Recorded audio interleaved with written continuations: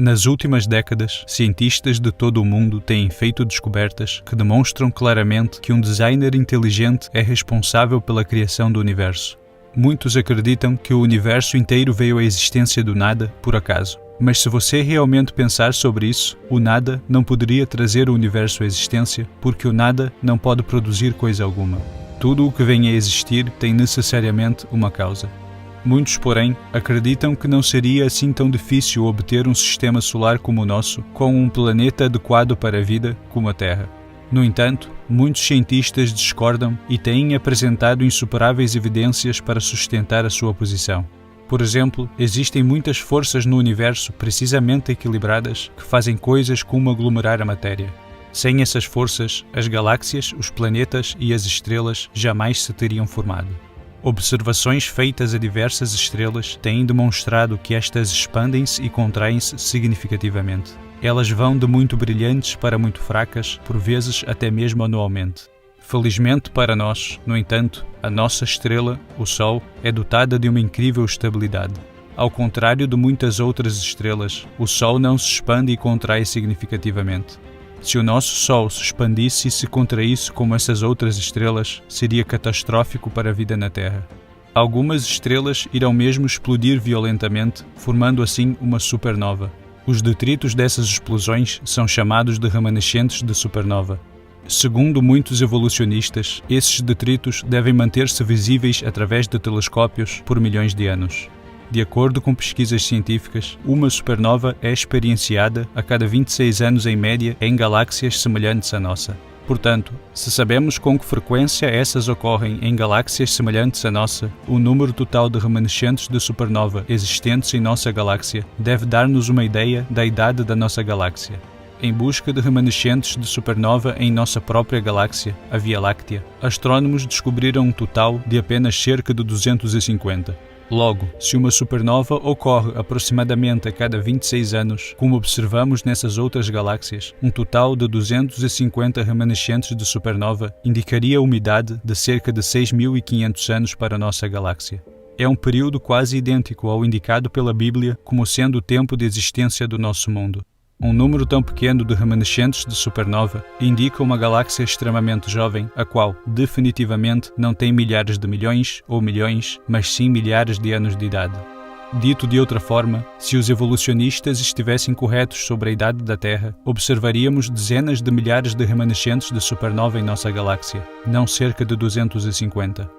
Para que pudéssemos existir na Terra, o nosso Sol tinha de ser uma estrela com massa e temperatura precisamente adequadas, não muito quente nem muito frio. O Sol gera uma quantidade perfeita de energia para a vida na Terra. O Sol liberta mais energia em um segundo do que a humanidade produziu em toda a história humana. Se experimentássemos uma queda de energia solar de apenas alguns pontos percentuais, todos os oceanos congelariam. A Terra está na distância correta do Sol. Se a Terra estivesse ligeiramente mais próxima ou ligeiramente mais distante do Sol, seria muito quente ou muito fria para a existência de vida. Também o tamanho da Terra é adequado, não muito grande nem muito pequeno. A nossa Lua, felizmente, é do tamanho certo e é responsável principalmente por regular as marés na Terra. Estes são apenas alguns exemplos de uma longa lista de fatores que necessitam de estar precisamente corretos, tanto a nível cósmico quanto a nível local, para que haja um planeta que possa sustentar vida. Em muitos casos, se você alterasse, mesmo que ligeiramente, esses fatores precisamente equilibrados, seria impossível haver vida na Terra. Diversas formas de vida na Terra são completamente dependentes umas das outras.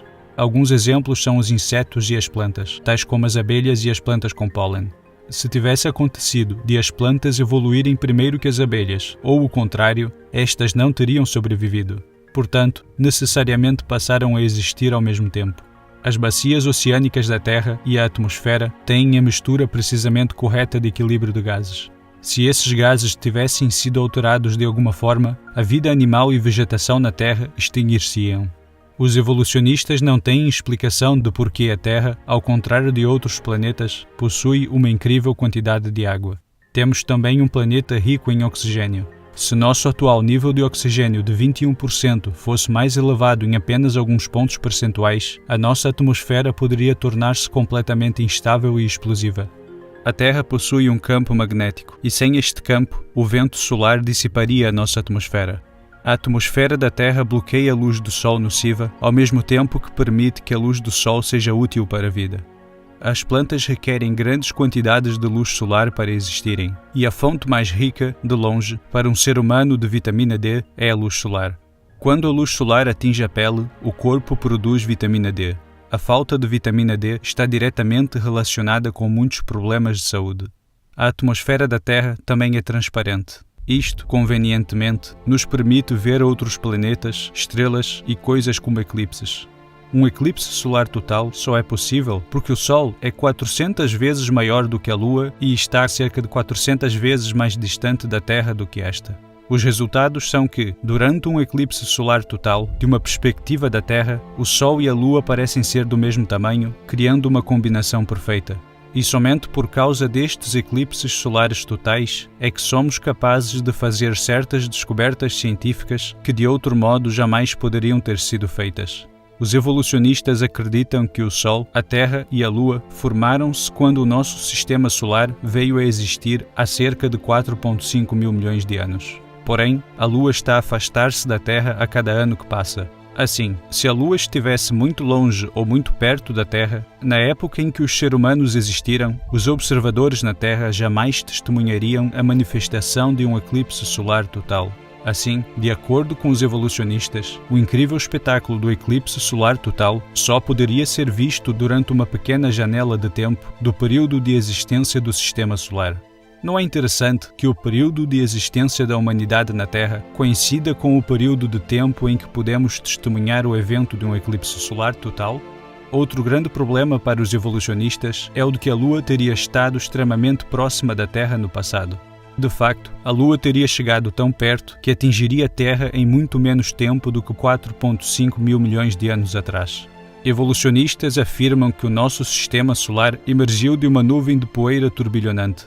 Portanto, a composição dos vários planetas e as suas temperaturas deveriam ser semelhantes entre si, mas não são. Aqueles que aderem à teoria do Big Bang acreditam realmente que toda a matéria contida no universo estava originalmente concentrada em algo muito menor do que uma cabeça de alfinete. Entretanto, esta explodiu, expandiu-se e assim surgiu o sistema ordenado constituído pelas coisas que vemos hoje. Contudo, há enormes problemas com a teoria do Big Bang. Primeiro, se você concentrar toda a massa existente no universo em um ponto muito menor do que uma cabeça de alfinete, como ponto de partida, haveria lá tanta gravidade que nada seria capaz de escapar desta. Em segundo lugar, explosões não produzem ordem, elas destroem ordem. Seria, portanto, impossível que um número quase infinito de coisas ordenadas emergissem de uma explosão. Além disso, se um Big Bang explodiu com tudo, os planetas e luas estariam a girar na mesma direção em conformidade com uma lei chamada conservação do momento angular. Mas existem luas e planetas que giram para frente e outros que giram para trás. Os evolucionistas, para além disso, dão uma estimativa de milhares de milhões de anos para a existência dos cometas. É frequente acontecer de cometas colidirem com planetas ou com o Sol. Cometas são chamados de bolas de neve sujas porque uma parte significativa de um cometa é feita de gelo. Quando os cometas viajam no espaço e se aproximam do Sol, eles começam a perder massa porque são queimados pelo Sol. Portanto, os cometas só durariam talvez 10 mil anos antes de serem consumidos por completo. Curiosamente, outras coisas que só poderiam durar cerca de 10 mil anos são tecidos moles, células sanguíneas e DNA. No entanto, todas essas coisas foram encontradas recentemente em ossos de dinossauros. Isso demonstra que os dinossauros existiram há milhares de anos, não há 65 milhões de anos atrás, como afirmam os evolucionistas. Outro grande problema para os evolucionistas é o número atual da população humana da Terra de 7,3 mil milhões. Quanto tempo levaria para ir de 2 seres humanos para 7,3 mil milhões de seres humanos? Na verdade, não levaria tanto tempo assim. Na história recente, a taxa média de crescimento anual da população atingiu sua maior marca em 1963, com uma taxa de crescimento de 2,19%. A população humana está a crescer em torno de 1,14% ao ano. Mas, se começássemos com 2 seres humanos, quanto tempo levaria para atingir os nossos atuais 7,3 mil milhões de seres humanos, usando, digamos, uma taxa de crescimento anual de 2%? A resposta é que só levaria cerca de 1100 anos. Uma vez que os evolucionistas acreditam que estamos na Terra há mais de 1100 anos, Por que razão não há uma quantidade drasticamente maior de pessoas na Terra? Ademais, onde estão todos os ossos ou túmulos, tendo em conta que quase todos os povos ao longo da história enterraram os mortos? Alguns ainda podem tentar convencer-se de que o facto de existir um planeta incrivelmente especial como a Terra foi apenas um acidente em que tudo ocorreu exatamente da maneira certa. Mas, mesmo que alguém creia nisso, como começaria a vida na Terra, visto que é um facto que a vida não pode surgir da não-vida? Todas as coisas vivas na Terra são constituídas por células. Portanto, quais são as chances de até mesmo uma primeira célula ter se formado acidentalmente? Por volta de 150 anos atrás, quando Charles Darwin estava vivo, a célula era considerada algo semelhante a uma simples bolha de gelatina microscópica, pouco sofisticada. Contudo, por causa de descobertas recentes, sabemos agora o quão surpreendentemente complexas são estas células extraordinariamente pequenas. O corpo humano adulto contém cerca de 100 bilhões de células de vários tamanhos. 10.000 células humanas médias poderiam caber na cabeça de uma agulha e cada célula contém informações equivalentes a cerca de 4.000 livros. A informação de todas as células num adulto preencheria completamente o Grand Canyon mais de 75 vezes se fosse armazenada em formato de livro. A célula é semelhante a um supercomputador, mas de tamanho microscópico. A célula também pode ser vista como uma cidade incrivelmente reduzida à miniatura, munida de uma elaborada rede de linhas de montagem conectadas com inúmeras máquinas de proteínas moleculares realizando diferentes tarefas que fazem a célula funcionar. Por exemplo, existem dentro da célula pequenos caminhões moleculares que atravessam estruturas microscópicas semelhantes a rodovias que transportam materiais ao redor da célula. Um exemplo de uma máquina molecular na célula é o motor flagelar, que algumas bactérias usam para nadar. É um motor rotativo molecular que tem uma cauda em forma de chicote que pode operar em até 100.000 rotações por minuto. Esta é uma imagem do motor flagelar ampliada mais de 50.000 vezes. O seu comprimento é de 1/100º de milésimo de uma polegada. 8 milhões destes motores minúsculos caberiam dentro da secção transversal de um fio de cabelo humano. Você pode ver os detalhes de sua construção. É composto de 30 partes distintas de proteínas. Fica-se com a impressão de que foi projetado por um engenheiro. O motor flagelar é extremamente semelhante ao motor elétrico. Girando para frente e para trás, o motor flagelar conduz a bactéria em ambientes extremamente pegajosos. Por causa do motor flagelar, estima-se que a velocidade máxima de natação de uma bactéria seja equivalente à de um ser humano a nadar a 96 km/h. Se isso não lhe soa impressionante, considere que a velocidade máxima de natação de um ser humano alguma vez registada é de cerca de 8,8 km/h. Assim, a bactéria, valendo-se do motor flagelar, pode mover-se cerca de 11 vezes mais rapidamente do que o nadador humano mais rápido alguma vez registado. Todas as 30 partes distintas do motor flagelar são essenciais. Logo, se você remover uma das partes, este vai mesmo parar de funcionar e a bactéria irá morrer. O motor flagelar é semelhante a uma ratoeira. Para que uma ratoeira funcione, todas as diferentes partes desta são indispensáveis e se uma das partes da armadilha for removida, a armadilha não irá funcionar de todo. O processo de construção do motor flagelar requer que as 30 diferentes partes que interagem sejam corretamente montadas e colocadas nos locais apropriados no momento adequado. O processo de construção também requer instruções, tradução e resposta dentro da célula, tanto no início quanto no final do processo. Se todos estes passos não acontecerem, essas máquinas surpreendentemente minúsculas ou suas várias partes individuais não serão construídas ou montadas corretamente. Mas, de que modo essas numerosas máquinas ou partes microscópicas saberiam num sistema evolucionário para onde ir e como construir corretamente? Não iriam. Seria impossível. Estes factos refutam e eliminam a evolução darwiniana, a qual é, por definição, um processo cego, não dirigido, sem plano ou propósito. As células são, na sua maioria, compostas de proteínas. Uma célula típica usa milhares de diferentes tipos de proteínas. Para se obter até mesmo a mais simples das células, é necessário pelo menos 600 moléculas de proteínas distintas. As proteínas são feitas de aminoácidos. Uma única proteína funcional é tipicamente feita a partir de uma cadeia de entre 50 a 1000 aminoácidos. Algumas proteínas requerem uma cadeia de milhares de aminoácidos devidamente sequenciados.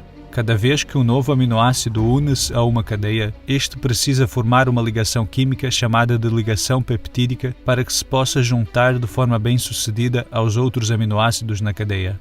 Os aminoácidos canhotos e destros são produzidos com aproximadamente a mesma frequência, mas apenas os canhotos devem ser selecionados para utilização numa cadeia para produzir uma proteína. Os evolucionistas não fazem a menor ideia do porquê de as proteínas só utilizarem aminoácidos canhotos. Cada aminoácido na longa cadeia também tem de ser um aminoácido específico. Existem 20 tipos diferentes que podem ser selecionados, e eles precisam ser dispostos na ordem correta na cadeia para que uma proteína seja formada. Os aminoácidos são colocados na ordem exata por causa de uma molécula contida na célula chamada DNA. O DNA pode ser descrito como um plano mestre, um código de informação ou uma linguagem especial que utiliza um alfabeto químico de 4 letras. As letras químicas ou código em DNA são o conjunto de instruções para as máquinas da célula sobre como montar corretamente aminoácidos em cadeias para construir proteínas. Se o DNA não estiver presente desde o início, os aminoácidos não serão corretamente selecionados e colocados na ordem certa. Por consequência, uma proteína nunca irá se formar e a célula não irá sobreviver. O DNA não pode funcionar sem pelo menos 75 proteínas pré-existentes. No entanto, as proteínas são produzidas exclusivamente pelo DNA. Visto que cada um precisa do outro, necessariamente passaram a existir precisamente no mesmo momento, por obra de Deus. Este facto elimina a teoria da evolução.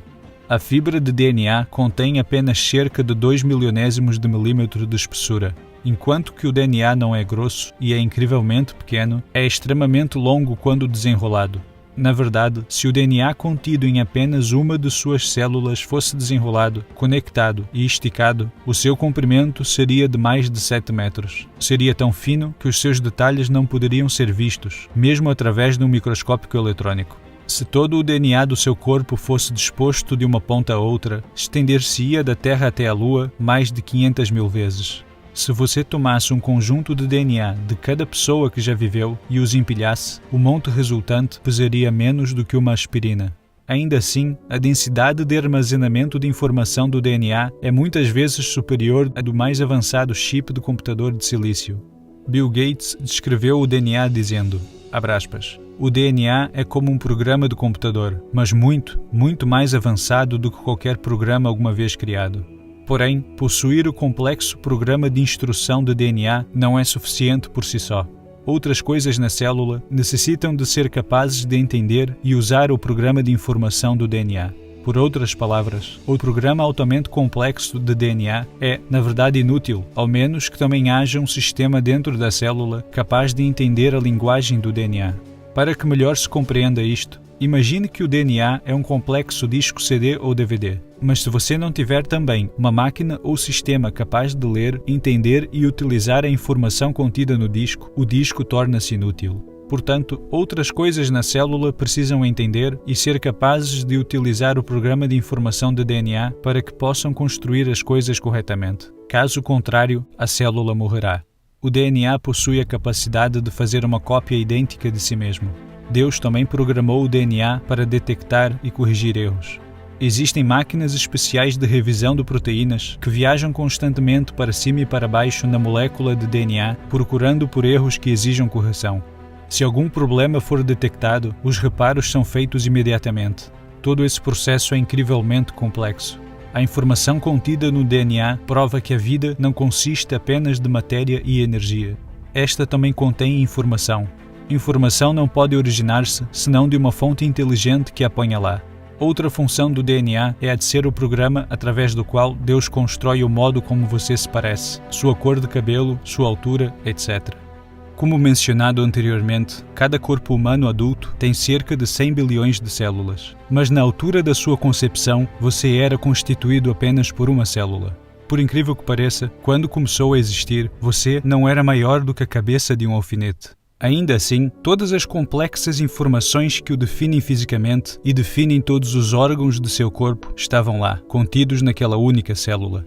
Dentro de um mês após a sua concepção, os seus olhos, ouvidos e pulmões se desenvolveram. Milhões de novas células se formaram e o seu tamanho aumentou em mais de 10 mil vezes. Pouco depois do primeiro mês, a velocidade em que você estava a crescer desacelerou drasticamente. Se não desacelerasse e a sua velocidade de crescimento permanecesse a mesma, você teria 3.000 quilos na altura do nascimento. Depois de 2 meses, você tinha apenas de 3 a 4 centímetros de comprimento, ainda pequeno o suficiente para caber dentro de uma casca de noz. Não existe explicação evolucionária para a incrível complexidade envolvida na concepção e nascimento, ou mesmo uma razão para a própria reprodução.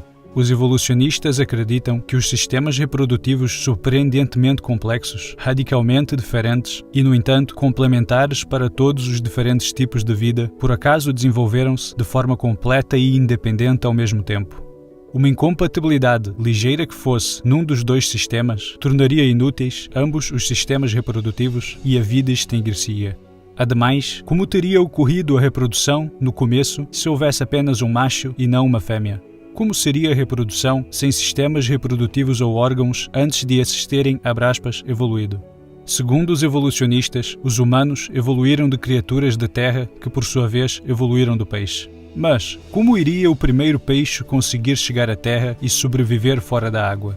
De que modo sobreviveriam os animais e os seres humanos sem órgãos, membros e outras coisas cruciais para a vida se essas coisas estavam, a evoluir? Além disso, nunca foi descoberto um fóssil de transição que demonstre uma espécie de animal a evoluir para outra espécie de animal. E foi demonstrado que os assim chamados fósseis de, elos perdidos, que alguns usam para argumentar que os macacos evoluíram para seres humanos, são fósseis completamente de macacos, completamente de seres humanos ou falsos. Os evolucionistas também não têm qualquer explicação para a consciência ou para a origem do sistema imunológico. Por exemplo, os glóbulos brancos atacam as bactérias nocivas no nosso corpo. Os glóbulos brancos irão de facto procurar e perseguir as más bactérias em missões de busca e destruição. Para fazê-lo, precisam estar programados com a informação que lhes permita fazer a distinção entre amigo e inimigo. Ao menos que tudo isso estivesse no lugar e funcionasse desde o começo da vida, uma exigência que excluiria a teoria da evolução, as bactérias e outros agentes de doença teriam vencido e nós não teríamos sobrevivido. Os evolucionistas não têm qualquer explicação para a precisão extremamente complexa e ainda assim perfeita em que o corpo coagula o sangue. Um desastre pode suceder-se se o sangue não coagular no momento apropriado ou no lugar apropriado. Se o sangue começar a coagular no lugar errado, por exemplo, no pulmão ou no cérebro, você pode morrer. Se o sangue começasse a coagular muito tempo depois de muito sangue ter sido drenado ou ter coberto todo o corte, você poderia morrer. Se a coagulação do sangue não se restringir exclusivamente à área do corte, todo o seu sistema sanguíneo poderia solidificar. A teoria da evolução não tem qualquer explicação para a coagulação do sangue, para o modo em que o seu corpo sabe automaticamente quando e onde iniciar o processo de coagulação do sangue, ao menos que haja informação interna inteligente para orientá-lo. E por falar em sangue, o que veio primeiro? O sangue ou o coração que bombeia sangue? A pele evoluiu antes do sangue? Se sim, como sobreviveram? A verdade é que, para que a humanidade sobrevivesse, todas estas coisas teriam necessariamente de estar totalmente desenvolvidas e presentes desde o princípio. O cérebro humano de 3 quilos é o arranjo mais complexo e ordenado de matéria no universo. O número de ligações elétricas contidas num cérebro humano de um adulto é de 10 elevado a 14, isto é, 100.000 bilhões. É mais do que todas as conexões elétricas de todos os aparelhos elétricos do mundo somados. A parte de trás do seu globo ocular é a retina. É menor do que uma polegada quadrada. Ainda assim, esta polegada quadrada contém mais de 137 milhões de células sensíveis à luz, as quais estão todas conectadas ao cérebro. O olho humano pode curar e limpar a si próprio. O olho também possui foco automático, capacidade essa que permite uma pessoa distinguir milhões de cores. Se os seus olhos estivessem desregulados, mesmo que num grau leve, você veria as coisas duplicadas. Estes factos são apenas algumas das evidências que provam que fomos criados por Deus. E encontramos evidência clara do poder criativo e da inteligência de Deus, não só na concepção do homem, mas também na incrível complexidade dos animais e dos insetos. Isto é abordado em detalhe na série de vídeos Criaturas Incríveis que Desafiam a Evolução. Alguns acreditam que a complexidade da vida e do universo pode ser explicada pela possibilidade de uma raça alienígena tê-la criado. Mas você realmente acredita que alienígenas teriam o poder de criar a Terra? E que tal algo do tamanho do Sol? Mais de 1 milhão de terras caberiam dentro do Sol. Ademais, o Sol é muito quente. Então, de que modo iriam os alienígenas juntar as partes do Sol e construí-lo? Como eles se aproximariam o suficiente do Sol para construí-lo, ou se afastariam dele rápido o suficiente para não morrerem depois de pô-lo a funcionar? As condições fora da Terra no espaço sideral são, de acordo com as evidências, demasiado hostis para que exista vida. Por exemplo, a exposição prolongada aos raios cósmicos no espaço sideral pode ser fatal. Os extremos de temperatura no espaço sideral, por si só, tornariam quase todas as formas de vida ou demasiado quentes ou demasiado frias. Há também gases venenosos, radiação mortal, explosões gigantescas, forças gravitacionais extremas e a ausência de atmosferas adequadas e elementos químicos necessários para a vida existir.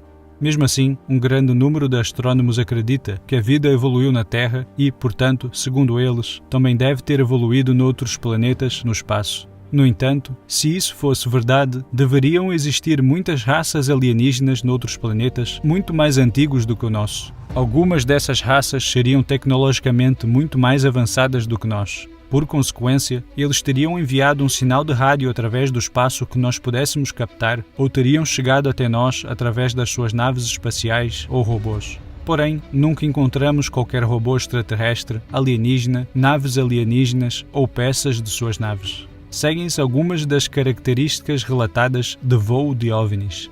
Enquanto voam, os OVNIs mudam de tamanho, cor ou forma. Um conjunto de OVNIs por vezes junta-se formando um só OVNI e por vezes um único OVNI se transforma instantaneamente em vários OVNIs. Muitas testemunhas de OVNI descreveram essas mudanças instantâneas no tamanho e forma dos OVNIs, dizendo que pareciam estar vivos. OVNIs às vezes aparecem em fotografias, outras vezes não. A maioria das testemunhas de OVNIs não relatam ver um objeto ou nave, mas uma luz fora do comum movendo-se no céu.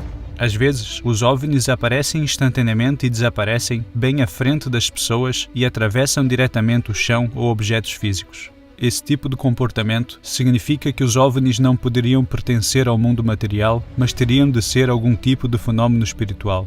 Com base na atividade observada de OVNIs, muitos dos maiores pesquisadores de OVNIs do mundo não acreditam mais que os OVNIs possam pertencer ao mundo material.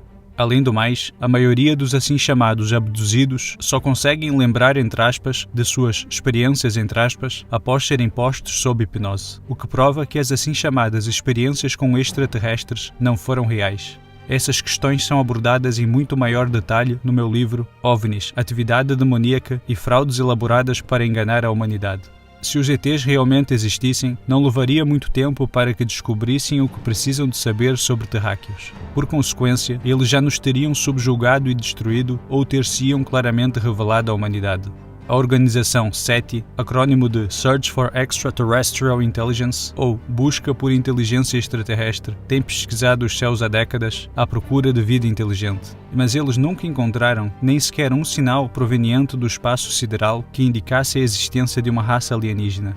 Aqueles que procuram por ETs disseram que se eles captassem um sinal complexo que fosse, isto provaria que uma inteligência deveria tê-lo produzido. Mas por que motivo eles não aplicam o mesmo critério e empregam o mesmo processo de pensamento em relação ao DNA? Se o fizessem, perceberiam que a informação complexa contida no DNA prova que uma inteligência a colocou lá. Isto é assim porque sempre que se encontra informação complexa, a sua origem remonta a uma mente. Para conhecer o melhor livro que refuta a teoria da evolução sob todos os aspectos da ciência, inclusive a evidência científica de uma inundação de escala global, consulte No Começo, do Dr. Walt Brown. Outro DVD interessante é chamado Design Inteligente, Desbloqueando o Mistério da Vida.